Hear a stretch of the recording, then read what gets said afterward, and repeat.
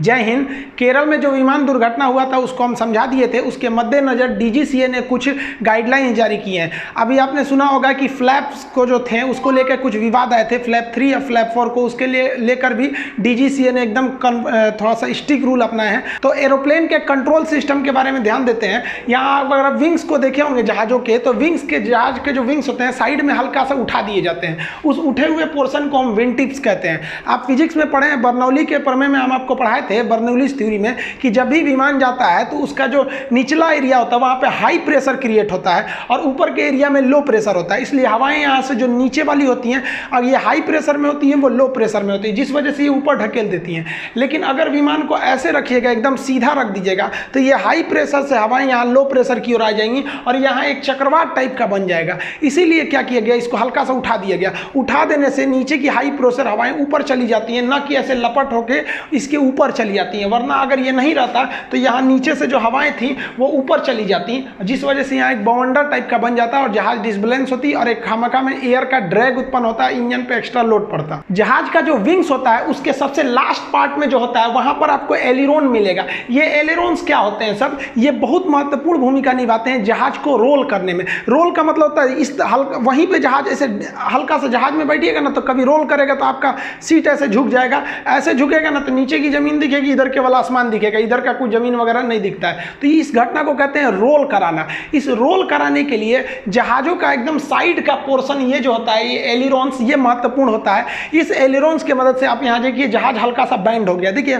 मुड़ेगा नहीं, घूमेगा नहीं, रोल करेगा, वहीं चलेगा सीधा लेकिन हल्का सा इसे रोल कर जाएगा। घुमाने के लिए अलग चीजें आते हैं सब। इसको जो होता है एलिरोन्स को घुमाने के लिए यहाँ पर आप देखेंगे यो दिया गया रहता है। इसको दाहिने करेगा तो दाहिने घूमेगा, बाएं करेगा तो बाएं घूम जाता है। इसमें घुमाया कैसे जाता है, एलिरोन्स की खासियत होती है, एक अगर ये एक ऊपर की ओर उठेगा तो एक नीचे की ओर उठ जाएगा।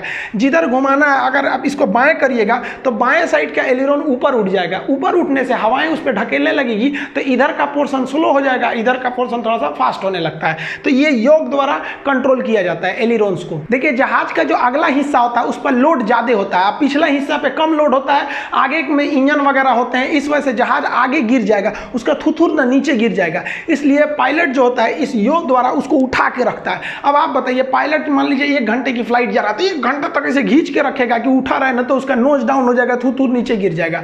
इसलिए जहाज को स्टेबल रखने के लिए, बराबर रखने के लिए एक स्टेबलाइजर का प्रयोग किया जाता है। इसका हम लोग स्टेबलाइजर कहते हैं। ये 2 टाइप के होते हैं, एक होता है खड़ा स्टेबलाइजर जिसे हम वर्टिकल भी कहते हैं, एक ऐसे होता है जिसे हम कहते हैं हॉरिजॉन्टल। ये जो पीछे का देख रहे हैं ये वाला एरिया जो ऐसे खड़ा है, ये क्या है, ये भी स्टेबलाइजर है। जो छोटा सा डायना निकला है ये भी स्टेबलाइजर है। अगर ये गलती से हवा के प्रेशर से टूट गया, एक विमान का स्टेबलाइजर ऊपर वाला वर्टिकल स्टेबलाइजर टूट गया था तो विमान को गिरना फिक्स है, यही विमान को स्टेबल करके रखता है। तो जो ऐसे है पिछला डायना छोटका, वो है आपका हॉरिजॉन्टल स्टेबलाइजर, जो खड़ा है वो है आपका वर्टिकल स्टेबलाइजर। इसलिए भी इसको एल रख दिए। ये टूटा तो जहाज को थुथुर मुंह पर गिर जाएगा आगे। और अगर स्टेबलाइजर सब कुछ ठीक ठाक से है तो जहाज एकदम सीधा चलेगा। स्टेबलाइजर जहाज को घूमने नहीं देता है। तो अगर जहाज को ऊपर उठना है या नीचे उसको मूड़ी नीचे करना है या फिर उठा के ले जाना है तो स्टेबलाइजर में हल्का सा चेंजिंग करना पड़ता है, जिससे कि जहाज थोड़ा सा ऊपर नीचे मूव कर सके। यहां आप देखेंगे तो ये जो पीछे का स्टेबलाइजर है,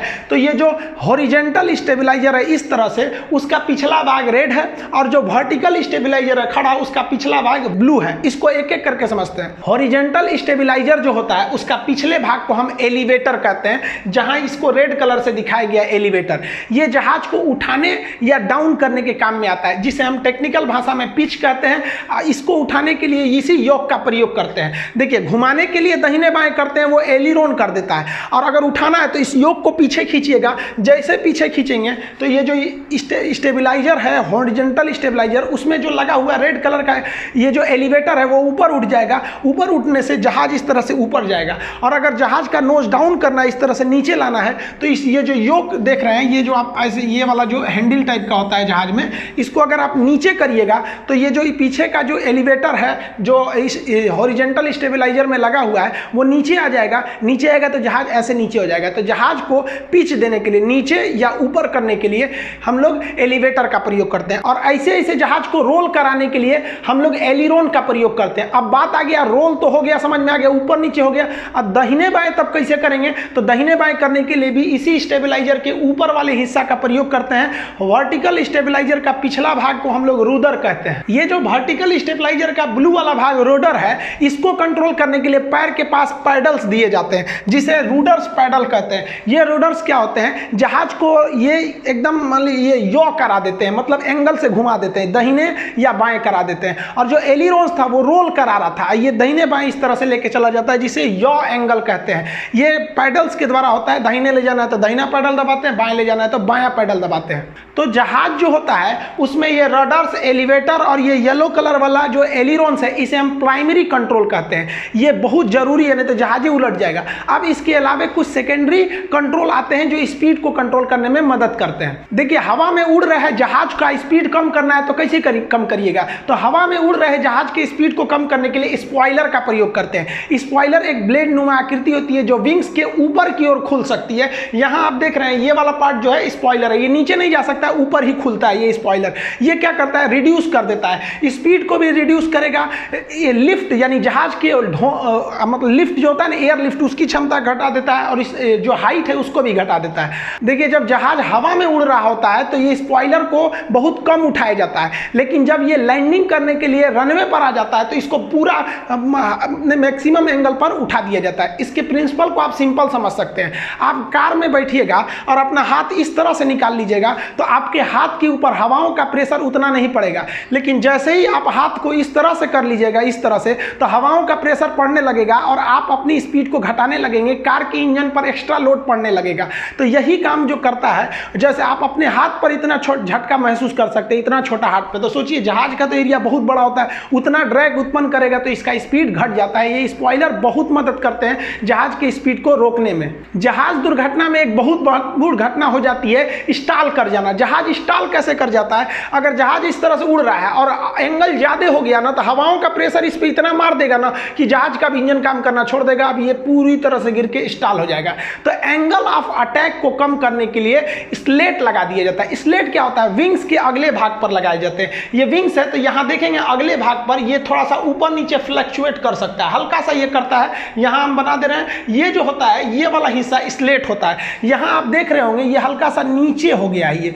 ये क्या करता है, ये अपने एरिया को घटा बढ़ा सकता है। अगर एंगल ऑफ अटैक जाते हैं तो ये थोड़ा सा घूम जाता है या उठ जाता है। तो ये बहुत महत्वपूर्ण भूमिका निभाता है लैंडिंग के समय भी और टेक ऑफ के समय भी। यही जो होता है ना, जहाज के विंग्स का आगे का सरफेस एरिया जो है थोड़ा सा बढ़ा घटा देता है। जैसे मान लीजिए आगे से हवा ज्यादा आ रही है तो ये सिकुड़ जाएगा, फैल जाएगा, तो ये स्टॉल को रोकने में मदद करता है ये स्लेट। अब जो सबसे महत्वपूर्ण चीज होता है वो होता है फ्लैप्स। फ्लैप्स जो होते हैं बहुत महत्वपूर्ण चीज होते हैं। ये फ्लैप्स ये जहाज के विंग्स के नीचे खुलते हैं। देखिए देखिए ये जो है ना, ये स्पॉइलर है, ऊपर खुलता है, लेकिन यहाँ अगर आप देख रहे होंगे तो एक चीज है जो नीचे की ओर खुल गई है, इसको हम लोग कहते हैं फ्लैप्स। ये एंगल पर झुकती है, थोड़ा सा खोलना है या ज्यादा खोलना है, ये मैक्सिमम 40 डिग्री के फ्लैप्स पर जा सकती है, जिसे हम लोग फ्लैप 4 कहते हैं। तो ये फ्लैप हो सकता है 4 तक में फ्लैप्स होता है। ये क्या करता है फ्लैप्स, ये बहुत हाई लिफ्ट पैदा करता है, जहाज को लिफ्ट बहुत ज्यादा पैदा करता है, कम ही स्पीड में लिफ्ट पैदा कर देता है। इसलिए इसका प्रयोग हम लोग टेक ऑफ के समय करते हैं, जहाज आराम से उड़ जाए, और लैंडिंग के समय करते हैं। लेकिन एक चीज ध्यान रखते हैं, जब उड़ना रहता है तो जो फ्लैप्स होते हैं, ये नीचे की ओर खुलने वाले फ्लैप्स, इसको बहुत कम खोला जाता है, नहीं तो उड़िए नहीं पाएगा। और जब लैंडिंग किया जाता है तो इस फ्लैप्स को मैक्सिमम नीचे की ओर गिरा दिया जाता है, ताकि देखिए ऊपर का जो स्पॉइलर है वो हवा को रोक ही रहा है, और नीचे इसको कर दीजिए पूरा हवा को एकदम रोक देगा, और ये लैंडिंग करने में बहुत महत्वपूर्ण भूमिका निभाता है। ये फ्लैप्स अगर अच्छा से नहीं खुले रहेंगे तो लैंडिंग, क्रॉस लैंडिंग हो सकती है, दुर्घटना हो सकता है। अब इस फ्लैप्स जो नीचे की ओर जो फ्लैप्स खुल रहे हैं, इसको खोलने के लिए एक्स्ट्रा फ्यूल खर्च होते हैं। तो कंपनियों पे दबाव है कि आप फ्लैप 3 लैंडिंग करिए। जो एयर एशिया के पायलट है गौरव तनेजा सर, उन्होंने क्या कहा था कि हमारे ऊपर प्रेशर है कि फ्लैप 3 लैंडिंग करिए, मतलब इस फ्लैप को कम खोलिए ताकि फ्यूल कम खाएगा। वो बोले थे कि अगर हम फ्लैप 4 लैंडिंग करेंगे, यानी 40 डिग्री तक में लेके चले जाएंगे, ये जो होता है ना फ्लैप लीवर, यहाँ 40 तक का डिग्री लिखा रहता है, जिसे हम फ्लैप 4 कहते हैं, मैक्सिमम खोल दीजिएगा तो लगभग ये 8 लीटर ज्यादा फ्यूल खा जाएगा। तो हर लैंडिंग पे 8 लीटर फ्यूल बचाने के लिए कंपनियां कह रही थी सब कि आप लैंडिंग कोशिश करिए फ्लैप 3 पे। अब आप बताइए, फ्लैप जो है वो कम खोलिएगा तो जाहिर सी बात है ज्यादा लंबा रनवे चाहिए। तो चलिए दिल्ली मुंबई जैसे रनवे पे कोई दिक्कत नहीं है, जैसे कोझिकोड में था, वहां पर अगर कंपनी पे प्रेशर रहेगा फ्लैप 3 लैंडिंग के लिए तो टेबल टॉप रनवे पे तो उस पर गिरना फिक्स है। तो ये फ्लैप 4 लैंडिंग जो है, लैंडिंग फ्लैप्स की मैक्सिमम एंगल को दर्शाता है कि कितना नीचे आ चुका है। यहाँ पर होता है फ्लैप लीवर जो पावर थ्रस्ट के बगल में ही बनाया गया रहता है। जब जहाज लैंडिंग के लिए तैयार रहता है तो जो केबिन क्रू होते हैं वो लोग क्या करते हैं, इस फ्लैप्स को ध्यान से देखते हैं। ये फ्लैप्स जो होते हैं ना, ये विंग साइड से देखे जा सकते हैं। अब जहाज में तो बहुत ज्यादा खिड़की है, तो खोजेंगे सब कहां कहां से दिख रहा है। तो जो फ्लैप्स होते हैं यानी जो विंग्स के पास जहां से फ्लैप्स आप आराम से देख सकते हैं, स्पॉइलर आराम से देख सकते हैं, वहां के जो दरवाजा होता है उसके पास एक ब्लैक कलर का ट्रायंगल बना दिया जाता है। ये ट्रायंगल इसलिए होता है दोनों साइड में कि जो अंदर के केबिन क्रू के जो एयर होस्टेस हैं वो ध्यान से देख सके उस खिड़की से कि फ्लैप्स, स्पॉइलर ये सब ठीक से खुले हैं सब की नहीं, क्योंकि ये इनको अच्छे से काम करना जरूरी है। अगर फ्लैप्स ठीक से काम नहीं करेगा तो रनवे छोटा होने की स्थिति में ये थुथुर लेके नीचे चला जाएगा और विमान क्रैश हो जाएगा।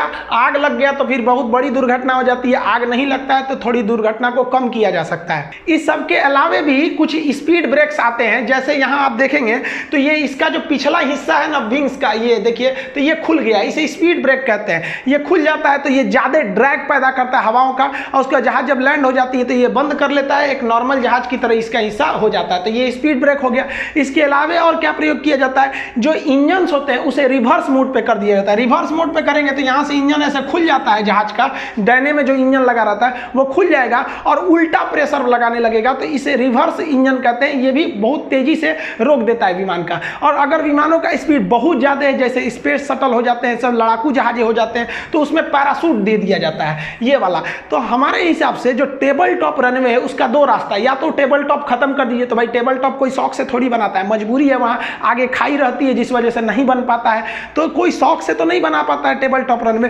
तो जो टेबल टॉप रनवे या उस रूट की जो फ्लाइट्स हैं या उस किसी भी फ्लाइट्स में एक इस तरह से पैराशूट वाली चीजों को दे सकते थे। ये थोड़ा सा सस्ता वाला उपाय लगता है पैराशूट के लिए, ताकि एक बड़े से जहाज के लिए पैराशूट का कुछ खास मायने नहीं रखता है। फाइटर एयरक्राफ्ट में तो ये हमेशा प्रयोग किए जाते हैं, ये पीछे के पैराशूट जो उसको आराम से ड्रैग उत्पन्न करे और छोटे से रनवे पे जहाज को रोक सके और दुर्घटना को कम किया जा सके। आई होप आप कंट्रोलिंग सिस्टम समझ गए होंगे। इसके अलावा भी आप गेस किए होंगे तो जहाजों की खिड़कियां मैक्सिमम अंडाकार होती हैं, चौकोर नहीं बनाई जाती हैं, और इसके नीचे एक छोटा सा छेद जानबूझ के बना दिया जाता है। और एक चीज गौर किए होंगे कि जितनी भी जहाजें हैं वो ज्यादातर व्हाइट कलर की पेंट की जाती हैं। भले उनका लोगो चेंज करने के लिए लाल नीला हल्का इधर उधर कॉस्मेटिक पेंट कर दिए जाते हैं, लेकिन ज्यादातर जहाजें व्हाइट ही बनाई जाती हैं। और इंजन में आप ये वाली शेप की इस तरह से देखे होंगे, व्हाइट कलर का एक जलेबी टाइप का बना देता है। इसका मतलब क्या होता है, और सबसे बड़ा चीज क्या है, बर्नौलीज प्रिंसिपल फिजिक्स के हिसाब से जहाज किस तरह से लिफ्ट कर जाता है ऊपर इतने छोटे से रनवे के दौड़ने के बाद। रात में गौर किए होंगे कि जहाजों के पास दाहिनी और हरा रंग, इधर लाल रंग, या फिर टैक्सी लाइन, लोगो लाइट, ये सब क्या होते हैं, इसको कभी अन्य चर्चा कर देंगे। आई होप इसको समझ गए होंगे। मिलेंगे अगले वीडियो में, तब तक के लिए जय हिंद।